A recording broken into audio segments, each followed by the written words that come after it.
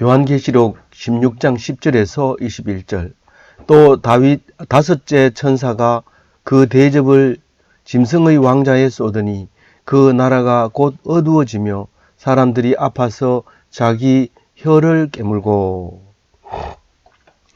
이제 마지막 재앙 5개가 마지막 재앙 7 대접 재앙 천사가 대접을 5번째 쏟은 이야기를 묵상하게 되는데요. 1, 2, 3, 4 네 개는 환경의 파괴 같은 이야기를 어제 했습니다. 암도 발생하고 수질도 오염되고 해양도 오염되고 온 공기가 오염이 돼서 죽어가는 것을 재앙으로 보여주었습니다. 오늘은 5번째 재앙인데 5번째 재앙을 읽어봐도 무슨 뜻인가 잘 모를 수가 있습니다. 그런데 짐승의 왕자에 이 대접을 쏟았다고 얘기합니다. 이게 짐승의 왕자에 재앙이 내린 거죠. 짐승의 왕자에 재앙이 내린 거하고 사람하고 어떤 관계가 있을까? 그렇게 생각할지 모르지만 이 짐승은 돈과 권력의 제일 높은 자리를 짐승의 왕자라고 얘기를 합니다. 그러니까 최고 권력자를 말하고 있는 거죠. 거기에다가 재앙을 내리면 어떤 일이 생기느냐 하고 물으면 그 나라가 온통 어두워지고 사람들이 아파서 자기 혀를 깨물고 이렇게 얘기합니다. 이거 오래 생각하지 않으면 안 됩니다. 우리가 이 성경 중에서 요한계시록이 진짜 성경이다. 누구든지 읽을 수 있는 것이고 누구든지 상상할 수 있는 것이고 누구든지 마음대로 말할 수 있는 것이 요한계시록이다. 그래서 요한계시록만큼은 성경 중에서 성경스러운 거예요. 이 원래 성경은 누구에게나 읽혀지는 게 아니라는 사실을 다 알고 있을 겁니다. 그런데 이 성경이 다른 성경은 읽다가 문제가 생기면 많은 사람들이 떼거리로 이제 잘못됐다, 그건 잘못 읽었다라고 얘기하지만 이 요한계시록은 얼마든지 읽을 수 있습니다. 누가 꿈을 꿨는데 꿈 얘기를 하는데 니 그 꿈 잘못 꿨다, 그거 잘못했다 생각했다, 그게 틀렸다 이렇게 말할 수 있는 사람이 없습니다. 다만 자기 혼자 아는 거라서 너무 꿈에 꾸지도 않았는데 막 거짓말하고 꿈을 꿨다고 이렇게 얘기할 수도 있기 때문에 약간 두려운 부분이 없지 않아 있지만은, 그러나 꿈을 꿀 때 진실되게 진짜 하나님이 주시는 마음대로 그 이야기를 할 수 있는 것은 요한계시록이 최고입니다. 그래서 요한계시록을 읽을 때마다 행복해져야 되고 요한계시록을 읽을 때마다 마음대로 생각할 수 있어야 합니다.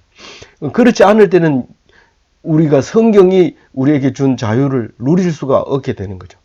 그러나 그것을 남에게 강요한다든가 한 사람의 이야기를 끝까지 밀고 나간다든가 하는 것에 대해서는 하나님의 뜻과 정반대되는 길로 가기 때문에 주의해야 될 부분이 없지 않아 있는 것이죠.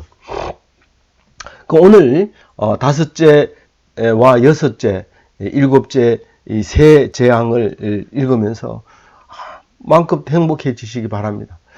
재앙을 내리는데 왜 행복해지냐? 우리는 심판날을 기다리고 있는 백성입니다.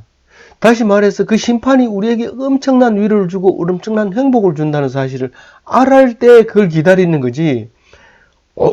그날이 오면 제가 정말 구원받을 수 있을까요? 그런 사람은 그날을 기다리면 안 되죠. 기다리면 안 된다고 하니까 어제도 괜찮은데 내일 오겠나? 이렇게 하는데 그것은 불신이죠. 안 믿는 거죠. 하나님이 구원해 준다는 믿음이 없기 때문에 불안한 거죠. 불안한 거예요. 정말 심판날에 내가 있을 수 있을까? 그날이 빨리 와서 한번 봤으면 좋겠다. 봤으면 이미 늦어요. 그날을 기다릴 때는 승리한다는 믿음이 있어야 돼요. 늘 우리 집사님 중에 한 분은 D-Day와 V-Day를 사는 우리가 자신 있게 살아야죠. 이렇게 하는데 자신 있게 살아야죠. 우리는 이미 승리해놓은 날이고 우리는 이미 싸움이 시작된 D-Day를 지났고 이긴 싸움을 정리하는 날입니다.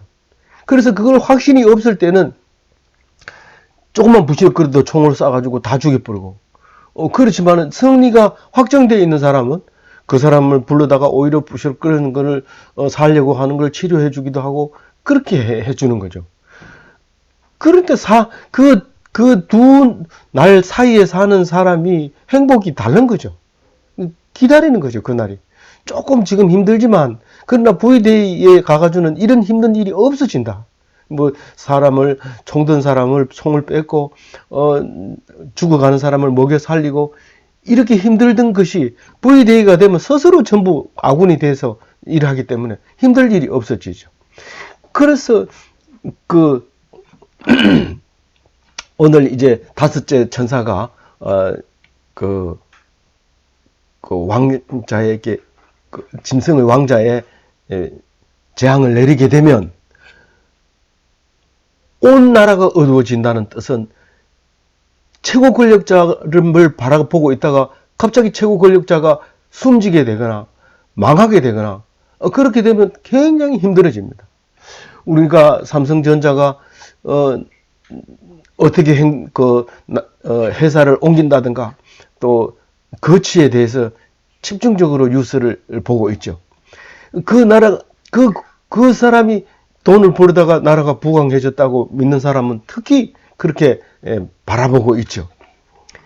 모르는 사람은 뭐 볼 필요도 없어요. 뭐 그 사람은 그럴 수도 있는 거다 이렇게 보지만 그거라고 믿는 사람은 저 삼성전자가 공장을 옮기면 우리 경제가 어떻게 될까 관심을 있게 보게 되고 그렇게 됩니다. 근데 그 회사가 무너지면 깜깜해집니다. 주식 투자했는 거 다 날아가죠. 우리 삼촌이 삼성전자 다니는데 거지 되죠. 뭐 한두 가지가 아니고 깜깜해집니다. 만약에 대통령이 유고가 생겼다고 하면 온 나라가 혼란해집니다. 군사력을 가지고 있는 사람은 탱크를 몰고 청와대를 진입하기도 하고 그런 일이 생기게 되는 거죠. 그래서 짐승의 왕자의 재앙을 쏟으면 온 나라가 어두워지면서 사람들이 아파요. 어디가 그렇게 아픈데? 이게 사탄을 왕자도 있어야 우리가 튼튼하게 싸우면서 경쟁하고 그러지. 그 상대가 없어지면 갑자기 힘이 빠지면서 우울증에 걸리면서 그냥 죽고 싶은 생각이 드는데 자기 혀를 깨물고 이 말은 살고 싶지 않다는 거예요. 감옥에 집어넣어놔도요 많이 자살을 하는데 자살할까봐 뭐 세코쟁이나 뭐 이런 것들 절대로 안 넣어줘도 뚜껑 열어보면 죽어 있습니다. 자세히 보면 혀를 깨물고 죽습니다. 혀를 세게 깨물면 혀가 말려 들어가서 기도를 막고 죽는데 연습하지 마세요. 근데 할 필요도 없어요. 그건 안 해도 되니까. 그런데 막 너무 힘들고 그동안 있었던 게 어려워지면은 아픕니다. 병이 납니다. 우선 제일 첫 번째 우울증이 오죠. 그 다음에 죽고 싶은 생각이 듭니다. 그리스가 얼마 전에 몇 년 전에 나라가 부도가 났을 때 제일 먼저 타격을 받는 사람이 퇴직금 연금 받는 사람이 제일 타격을 받았어요. 나라가 돈이 없으니까 연금을 지급을 못하니까 연금 지급 못하겠다. 그러니까 연금으로 살던 연금 수급자들이 공원에서 그냥 총으로 자살하는 사건들이 일어납니다. 자존심이 상했다는 거죠. 내가 거지가 될 수 있느냐 하는 이제 그런 의미로 이제 그렇게 보여주는 사건을 볼 수 있었는데 우리가 저 사람들은 부정축제하고 정치를 독재를 하고 그런다고 해가지고 그 사람을 없애버리면 우리는 잘 살 것 같지만 절대로 그렇지 않고요. 하나님께서 권력을 주시고 최고 짐승의 자리에 앉혀주고 있는 거죠. 그걸 우리는 고맙게 생각해야 되고 감사하게 생각을 해야지. 자꾸 그 사람을 비방하고 그렇게 하게 되면 우리는 설 자리가 없고 결국은 그날이 오면 망하게 되는 날이 되는 것이죠. 그거를 위해서 우리는 기다려야 되고 그날을 위해서 우리의 신은 우리가 억울한 것을 그때 갚아진다는 사실을 알고 그날을 기다려야 되죠. 지금 현재 고통스러운 걸 참아야 된다는 얘기죠. 그래서 11절에 이렇게 얘기합니다. 읽어봅니다. 시작. 아픈 것과 종기로 말미암아 하늘의 하나님을 비방하고 그들의 행위를 회개하지 아니하더라. 물론 우리나라가 잘 살게 될 때 하나님께 영광 돌렸다고 말을 하는 사람들도 있습니다. 그러나 제정신으로 지나가지 않고 제정신이 아닌 상태에서 그냥 지나간 거예요. 다시 말해서 이렇게 국민소득이 높아진 거예요. 얼떨결에. 그런데 갑자기 끊어보세요. 살기 어려워져 보세요. 하나님을 사실은 감사해야 되거든요. 그때 감사해야 되거든요. 힘들지 않으면 하나님이 생각이 안 나는 건 정한 이치입니다. 잘 살면 하나님을 안 믿는 게 그게 정한 이치인데 힘들고 어려우면 하나님을 찾아야 돼요. 그래서 하나님을 사랑하는 사람이 징계를 주고 고통을 주고 그래서 하나님을 찾아오게 이렇게 하나님이 만드는데 도 불구하고 이 사람들은 생각을 해본 적이 없기 때문에 하나님 말씀을 생각해 본 적이 없기 때문에 하나님을 비방하는 거예요. 이 최고 권력자 짐승의 왕자가 재앙이 내리는 것은 나하고 관심이 없습니다. 그로 인해서 내가 아픈 거, 내가 종기, 내 손톱 밑에 가시 이것이 고통스럽게 만드는 거예요. 나를. 그래서 그러면 아프면 하나님 앞에 바로 나를 살려주고 여태까지 먹여줘서 감사합니다. 이제는 내가 가도 백골이 난망입니다. 그렇게 감사하는 말을 그렇게 힘들고 어려우면 어려울수록 은혜가 넘쳐야 되는데 반대로 하나님을 원망하고 비방하는 것을 봅니다. 그걸 뭐라고 해요? 행위를 회개하지 아니하더라. 무슨 말이에요? 계속해서 잘 사는 사람을 따라가는 거예요. 삼성전자 망하면 LG전자로 가고 LG전자 망하면 현대전자로 가고 그렇게 찾아다니는 그런 사람이 돼버렸더라는 거예요. 이제 좀 정신 차리고 하나님 그동안 잘 살게 해주셔서 감사합니다. 그리고 열심히 하나님께 섬기라고 이런 꿈을 꾸게 사도 요한이 하니까 사도 요한이 그 꿈을 자손들에게 후손들에게 알려줘야 되니까 이거를 쓰고 우리는 읽게 된 거잖아요. 근데 이 성경을 읽고 가슴을 치며 회개하고 돌아와서 열심히 교회에 나오는 사람이 있다는 겁니까? 안 있다는 겁니까? 없다는 거예요. 12절 여섯째 재앙을 내리면 어떤 일이 일어났는지 읽어봅니다. 12절 읽겠습니다. 또 여섯째 천사가 그 대접을 큰 강 유브라데에 쏟음에 강물이 말라서 동방에서 오는 왕들이 길이 예비되었더라. 유브라데 강이 말하면 유브라데하고 티그리스하고 두 개 합하면 메소포타미아예요. 그 메소포타미아 문명은 인류 최초의 문명이고 모든 것이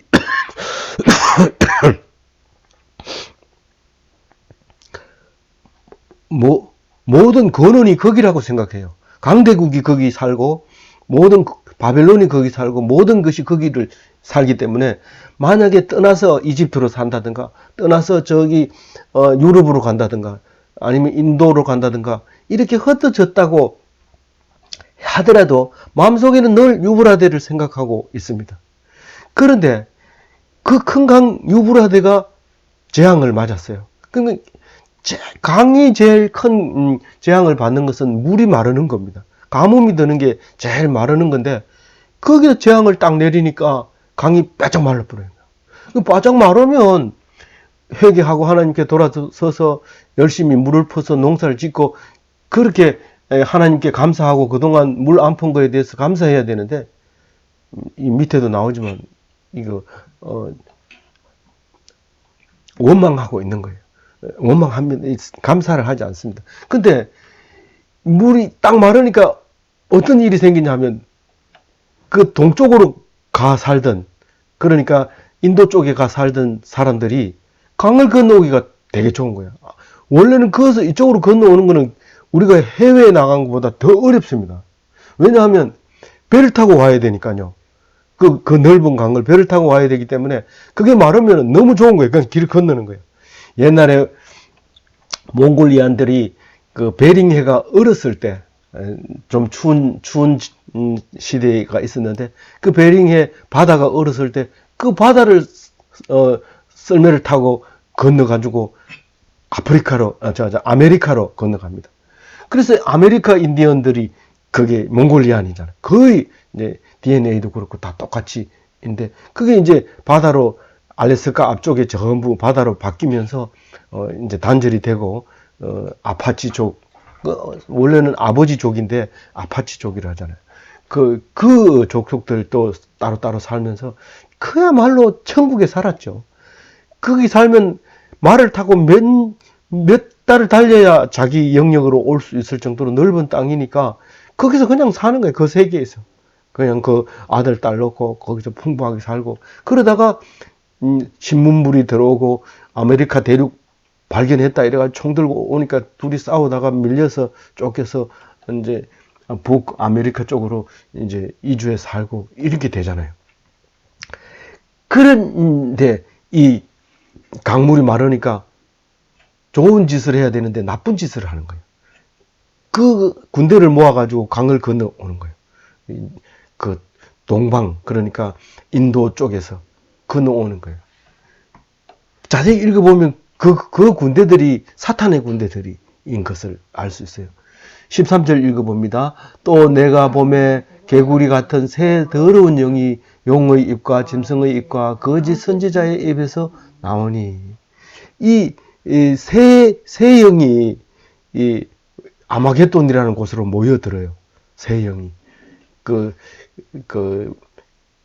머깃도 옛날부터 그 이스라엘 땅 머깃도에는 요시아도 죽었어요. 제일 마지막 왕도 마지막 왕은 아니지만 그 왕으로 말미암아 이스라엘은 끝났어요. 그 왕이 머깃도 전쟁이 괜히 그 이집트와 아수르하고 싸우는데 그 요시아 왕이 가가지고 껍적대다가 그만 유탄에 맞아가지고 죽어버리죠. 그게 이제 이스라엘의 마지막 왕이라고 볼 수 있어요. 그게 머깃도인데 히브리어로 아머깃돈 이렇게 머깃도 어마겟돈 이렇게 그 스페인 어스페니아 이렇게 된 것처럼 이렇게 아마겟돈이라는 곳으로 왕들을 이렇게 모으는데 왕이 뭐라고요? 새 더러운 영이에요. 새 더러운 영.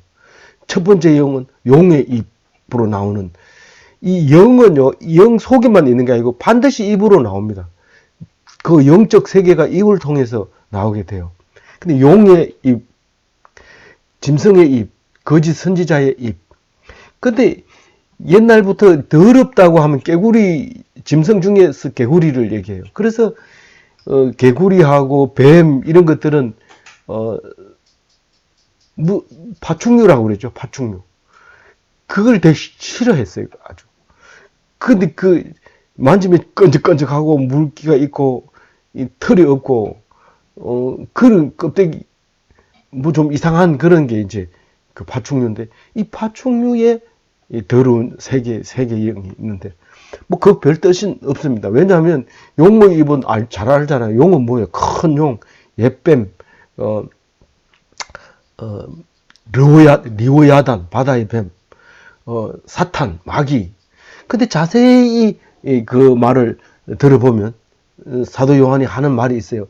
그 사단이 하는 역할은 딱 파도를 일으키고 이러니까 굉장히 무서운 것 같지만 사실 하는 짓은 딱 한 가지밖에 없어요. 뭐죠? 사람을 꿰는 거예요. 꿰는 거. 야야 그렇게 하지 마. 그거 따먹어 맛있어. 야야 하나님 안 보고 있어. 보고 있으면 그냥 놔두겠냐? 안 보는 거야. 하나님 없어. 이렇게 하는 게 그게 뭐라고요? 용이라고, 용.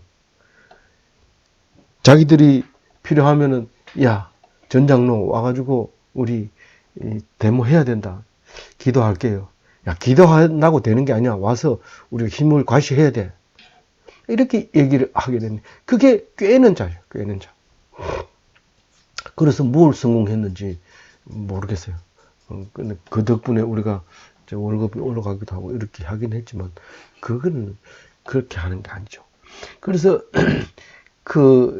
이 귀신들이 또 하나는 뭐예요? 짐승의 입이죠. 짐승이 뭐라고 그랬죠? 권력과 돈. 결국은 우상을 말하는 거예요.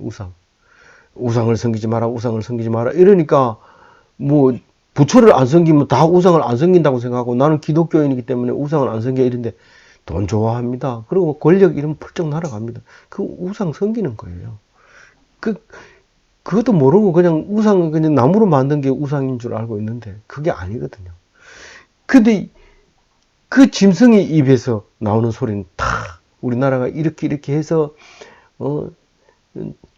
입 출입국 갈 때 우리나라 사람은 그냥 출입국 그 서류도 필요 없이 그냥 똑바로 걸어가면 됩니다. 이럽니다. 뭐 여권도 필요 없고 똑바로 걸어가면 된대. 왜냐하면 베리칩을 딱 심어놨기 때문에 딱 걸어가면 문제가 생기면 앞에 탁 이렇게 막아주고 안 그러면 통과하고 그런데요. 참 무섭죠. 무섭. 그런데요 지금 그 안면 인식 그걸 가지고 얼굴 갖다 대면은 출입국 한대. 그런데 여기 한국에 살 때는 이 광대뼈가 튀어나오는데 아프리카 갔다 오면 광대뼈가 쑥 들어가면 이게 뭐 통과 못 하는 거죠. 납니다. 그러니까 이제 어떤 이제 어려움이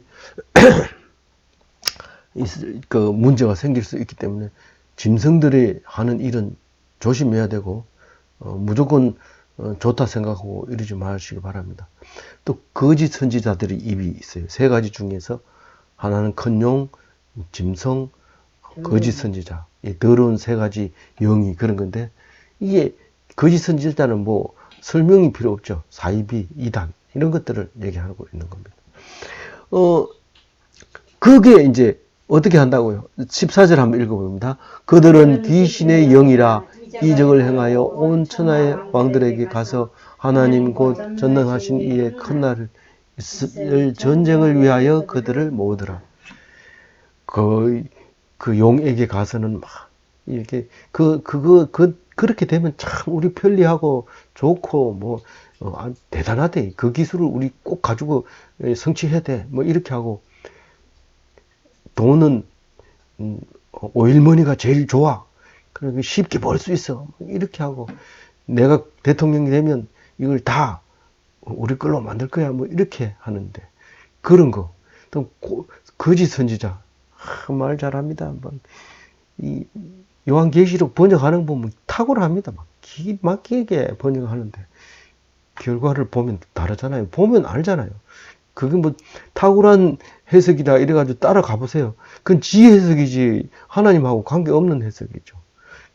자기가 이건 하나님하고 관계없는 내 해석이다 이러면 니 똑똑하다 이러고 끝나지만 그게 하나님인 것처럼 말하니까 다 따라가가지고 문제를 일으키잖아요. 근데 그게 이적을 행한다는 거예요. 펄쩍 뛰게 만드는 거죠. 이적을 행하면. 야, 그런 말이 맞나? 이렇게 하는 거예요. 사람들이 다. 그래가지고 뉴스에 제일 위에 검색 1등. 1등이 안 하고 뭐예요? 검색 순위 1번. 뭐 이렇게 나오는 게 그게 이적을 행하는 거예요. 검색 순위 1번으로 하기가 그리 쉽습니까? 1번 이러면 요건 이적 이렇게 보면 돼요. 그 지금 성경을 읽을 때 그렇게 읽어야 들려줘야 돼요. 뭐 읽혀져야 돼요. 그래서 전쟁을 위하여 그들을 모으더라. 뭐예요? 하나님을 반대하는 일에만 전부 집중해 있는 거예요. 하나님을 대적하는 일에만 전부 집중해 있어요. 용이든지 짐승이든지 거짓 선지자든지 전부 다 하나님을 대적하는 일에 어디에 모인다고요? 아마겟돈에 모인다고요. 이런 날이 온다는 거예요? 안 온다는 거예요? 15절 봅니다. 보라. 도둑같이 오리니 네. 누구든지 깨어 자기 옷을 지켜 벌거벗고 다니지 아니하며 네. 자기의 부끄러움을 보이지 아니하는 자는 복이 있도다. 네. 이 성경은 수없이 많이 나오는 겁니다. 때가 가까워졌다. 봐라. 내가 도둑같이 오겠다. 나의 정한 큰 날이 올 때 나알디 법석을 떠는 게 아니라 도둑같이 너희들이 잘 때 그때 오겠다. 깨어 있어라. 깨어 있어라. 깨어 있어라. 깨어 있는 사람은 어떻다? 복이 있다. 옷을 입은 사람은 복이 있다. 자기를 부끄러움을 가리는 사람은 복이 있다. 깨어 있다는 게 뭡니까? 말씀으로 의식이 있게 살아야 돼. 무의식 중에 건들면 잠자는 거하고 똑같아요. 잠자는 사람이 헛소리 하는 거나 살아있는 사람이 물으면 헛소리 하는 거나 똑같아요. 의식이 없으니까 살아 이러면 이거 빨리 사야 되겠네. 늦게 사면 딴 사람 사니까 안 되니까 빨리 살아요. 쓸모도 없는 걸 빨리 살아 한다고 얼른 사면 그 잠자는 사람하고 똑같아요. 깨어있지 못한 거죠. 말씀으로 의식이 있는 사람이 되라는 건데, 말씀으로 의식이 없으니까 의식을 차린다고 생각하는데, 꿈속에서 보세요. 꿈을 안 꾼다고 생각하고 하는데 아무리 안 꾼다고 해도 그 꿈속이에요. 의식을 차린다고 아무리 의식을 차려도 무의식 중에 이런 거 있는데 니 살래? 이러면 그런 게 있어서 얼만데? 이러는 거죠. 그거는 꿈속에서 꿈을 안 꾸려고 애를 쓰는 거하고 똑같아요. 하나님 말씀이 없으면 그게 기준이 없는 거예요. 기준이 없는 거예요. 옷을 입은 사람은 뭐예요? 말씀으로 옷을 입어야 돼. 옷을 입어야 되는데 망신을 떱니다. 망신을 떨어. 안 믿는다는 걸 드러내 놓습니다. 성경 말씀이 없으니까 나는 그게 좋더라. 나는 그게 좋더라. 벌거벗고 있는 거죠. 부끄러운 나는 하나님 안 믿는다 하는 걸 드러내 놓고 있는 거예요. 부끄러운 거죠. 자기는 잘한다고 자랑하는데 치부로 드러내 놓고 있는 거죠. 자랑하고 있어요. 말씀이 없이 자랑하는 건 다 치부가 드러납니다. 그러면은 도둑같이 오는 날에는 다 죽을 수밖에 없어요. 근데 정신을 차리고 있으면 하나님이 그 사람을 살리고 다른 사람을 죽이는 거예요. 이게 그날이 반드시 그날이 오면은 내가 지금 힘들고 고통스러운 게 없어지는 거예요. 나를 고통스럽게 하던 사람을 이기고 승리하기 때문에, 그걸 제압하기 때문에 편안해지는 거예요. 그날은. 16절은 안 읽어도 되지만 한 읽어봅니다. 새 영이 히브리어로 아마겟돈이라는 곳으로 왕들을 모으더라. 17절을 읽으면 이제 일곱째 마지막 이제 재앙이 나옵니다. 시작. 일곱째 천사가 그 대접을 공중에 쏟음에 큰 음성이 성전에서 보호자로부터 나서 이르되 되었다 하시니. 되었다 이 말은 돈 이미 시행되었다. 그날이 왔다. 이제 떨어졌다. 이런 말입니다. 근데 그날이 떨어지니까 번개와 음성과 우레소리가 지진이 막 일어나는 거예요. 그날이 조용할 리가 없죠. 다 됐으면 막 터지는 거예요. 정신을 못 차리는 거예요. 번개와 음성과 우레소리, 큰 지진. 얼마나 지진이 큰지 사람이 땅에 있어 온 이래로 이 같은 지진이 없었더라. 창조 이래로 이렇게 큰 지진이 없었다는 거예요. 19절에 보면요. 이게 무슨 뜻인지 설명을 하고 있어요. 19절 읽어봅니다. 큰 성이 세 갈래로 갈라지고 왕국의 성이 무너지니 큰 성 바벨론이 하나님 앞에 기억되신 바 되어 그의 맹렬한 진노의 포도주 잔을 받으매. 바벨론, 이거는 악한 것의 대표 명사입니다. 왜 바벨론이 그렇게 악합니까? 하나님이 아닌 많은 사람들을 자기들을 의지하게 하고 자기들은 자기 스스로를 의지하고 하나님이 없었기 때문에 최고 악한 것으로 성경은 기록하고 있단 말입니다. 그러니까 바벨론의 그러한 것을 하나님이 기억하면 벌을 줄까요? 안 줄까요? 그 맹렬한 진노의 포도주 잔을 그 바벨론에게 줍니다. 다시 말해서 큰 성 바벨론은 무너지는 겁니다. 그런데 세 갈래로 갈라지고 이렇게 멋있게 썼는데요. 세 파트로 쪼개지고 세 개로 박살나고 이런 뜻입니다. 그게 하나가 돼도 힘이 약해지는데 어려울 때에 갈라져 버리면 그건 없어진 거나 마찬가지. 다른 말로 얘기하면 박살났다 이런 뜻입니다. 만국의 성들도 무너지니 이 바벨론 성이 든든하면 그 주위에 있는 모든 민족, 다른 번역에는 민족들의 도시라고 해놨어요. 성 이름은 도시, 시티를 얘기하는 거예요. 빌리지를 얘기하는 거예요. 그러니까 모든 나라가 이제 자기 말만 한다든가 자기 족속만 얘기한다든가 이래서 모여서 하는데 그 바벨론이 든든하게 서 있을 때는 괜찮은데 그게 무너지면 이것도 피할 곳이 없어요. 거기가 작은 성에 가서 피하려고 그랬는데 작은 성도 다 터져버리고 피할 데가 없어요. 큰 성이 갈라져 버리니까. 그래서 하나님이 이 징벌하는 날이 그런 모습을 가지고 있다 하면서 또 20절과 같은 비슷한 얘기죠. 읽어봅니다. 각 섬도 없어지고 산악도 간데 없더라. 이것도 뭐 멋있게 번역을 했는데 도망갈 섬도 없고 숨을 산도 없다 이런 뜻입니다. 피할 곳도 숨을 곳도 없는 그냥 그대로 벌을 받아야 돼요. 우리는 승리하는 날이지만 이 원수들은 그날이 끝나는 날이에요. 갈 데가 없으니까요. 그게 일곱째 재앙이, 이건 일곱째 재앙이 따로 있는 게 아니라 그 날이 되었다. 이게 일곱째 재앙이에요. 너희들이 믿고 있던 바벨론은 무너졌다. 그게 일곱째 날이에요. 잘 나갈 때는 뭐 세상 무서운 거 없죠. 막 나가서 큰 소리 치고 싶고 어기 힘 빡 주고 싶은데 그 기간이 딱 끝나면 사람이 안 보여요. 그렇게 폼 잡고 이렇게 집 앞을 지나다니던 사람이 그 날이 끝나고 나면 다른 데 가서 뭐 이렇게 잡일도 하고 이래요. 그래서 이거 보면 이제 21절 한번 봅니다.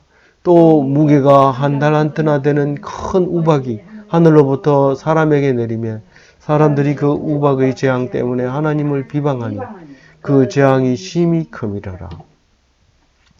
무게가 한 달란트인데 한 달란트가 얼마예요? 무게가 34kg인데 34kg 우리가 20kg 들고 조금만 멀리 가라면 힘들어해요. 근데 34kg이면 못 들 수도 있어요. 못 들 수도 있는데 그렇게 큰 우박이 내리 떨어지면 밑에 사람을 놔두고 34kg짜리 한번 때려볼래요? 어떤지 박살 나죠. 그게 이제 떨어지는데 사람들은 아이고 하나님 우박을 주셔서 감사합니다. 그렇게 합니까? 그래 안 하잖아요. 이 성경을 읽어보면 그래 하라는 뜻이잖아요. 그래 하는 사람이 어디 있어요? 그러니까요. 그러니까 예수 믿는다는 게 쉬운 일이 아니고 천국 간다는 게 쉬운 일이 아니죠. 그 사람은 그렇게 큰 우박이 떨어질 때 뭔 생각을 해요? 이건 피할 곳이 없어요. 방 안에 우리 지금 34kg짜리 우박을 갖다가 하늘에서 내린다고 생각해 봐요. 지금 반포 아파트 요 앞에 무슨 아파트 다 깨지고 없어요. 그건 뭐 방법이 없어요. 숨을 데가 없어요. 지하에 가면 지하에다가 이 34kg짜리 그 우박을 내려 때리면 지하 입구가 막혀가지고 나오지를 못하고 죽어버려요. 이건 뭐 피할 곳이 없는 거예요. 그런데 하나님께 감사 안 해요. 하나님 그동안 힘들었는데 잠들게 해주셔서 감사합니다. 그것도 그렇지만 아니 생각해 보세요. 자기 집이 막 타는데 좋아하는 거예요. 어떻게 그렇게 좋아하냐. 우리 집 타는 건 좀 안 됐긴 한데 그 빈대 죽는 거 생각하니까 막 속이 시원하다는 거예요. 그 빈대가 얼마나 합니까? 이게 작은 소독보다 더 적은 게 눈에 잘 안 보이는 그런 작은 그 빈대가 사람을 얼마나 괴롭히는지. 멀쩡히 앉아있으면 괜찮은데 잘라고 누워있으면 그 비기 밑에 와가지고 깨무는데 아주 잠도 못 자고 아주 애를 먹죠. 근데 그게 타는 걸 생각하니까 이 빈대는 잡기가 힘들어요. 그래서 결국은 태워버려야 돼. 태우고 나면 속이 시원해. 새로 지으면 되니까. 근데 이 예수 믿는 사람은 빈대를 위해서 자기 집을 태울 수는 없지만 자기 집 타는 것을 속이 시원하게 하는 사람하고 비슷해요. 그래서 하나님이 그동안 잘 살게 해준 거에 대해서 감사하고 내가 더 이상 고생 안 하고 평안하게 안식 들어간 거에 대해서 감사하고 그렇게 감사해야 되는 게 오늘 21절 말씀입니다. 근데 사람들은 하나님 보고 원망합니다. 하나님이 살아 계신다면 우리를 이렇게 할 수 있습니까? 말이 됩니까? 막 비방하는 거예요. 그럼 네가 그러면 내가 잘해줄 때는 그럼 네 나한테 감사한 적이 있나?